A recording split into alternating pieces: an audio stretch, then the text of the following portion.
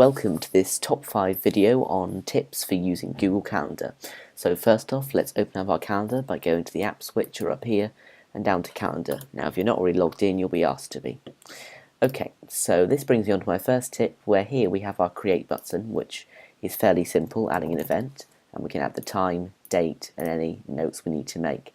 However, that can be quite laborious. A quicker way to do it maybe is this little arrow for you, quick add. Now I could type, for example, now, next Monday, meeting with Dave, 3 PM. If I now click add, it goes straight in. So all the information I would usually have to put in, for example, the time, date, and the title, I've done in just one simple sentence. So I'm going to delete that event out of my calendar now. Now this next tip is specific for DHSB users. You can add and book resources through Google Calendar. So if we come down to this arrow down here where it says other calendars, let's make sure that's expanded, and then there's another arrow on the right. Now if we go down to browse interesting calendars, we can go onto this tab that says more, and we have the option that we have resources for dhsb.org. Now if we come along and click this arrow, it gives us a big long list. Now let's say I want to keep an eye on who's got the Learning Commons booked up. I've now subscribed to that. If I go back to my calendar now, on this button here, back to my calendar, you see down here now in purple I've got Learning Commons. Now that's great because I can now see when there's a free slot. Let's say I want to book that. I'm going to go ahead, book my event. Let's say I want it for an hour on Wednesday, and call it event.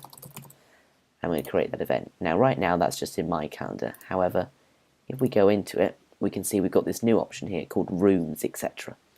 Now this down here then tells me everywhere that's available. And if I want to book the Learning Commons, I just click add. Now Mr. Forte in the Learning Commons is now going to be notified, and he'll know that I'm coming along for my event, and I'll just click save.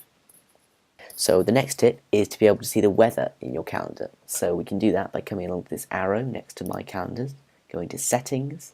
We need to be on the general tab up here, and if we scroll down to where it says weather, we can say show weather based on my location, either in Celsius, Fahrenheit or not at all.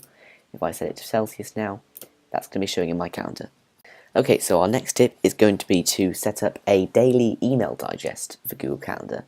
So basically the way this works is that every day you're going to get an email from Google Calendar telling you what you've got on, and that's in one simple digest, and you can either keep that on your phone or on your desktop so you know what's going on.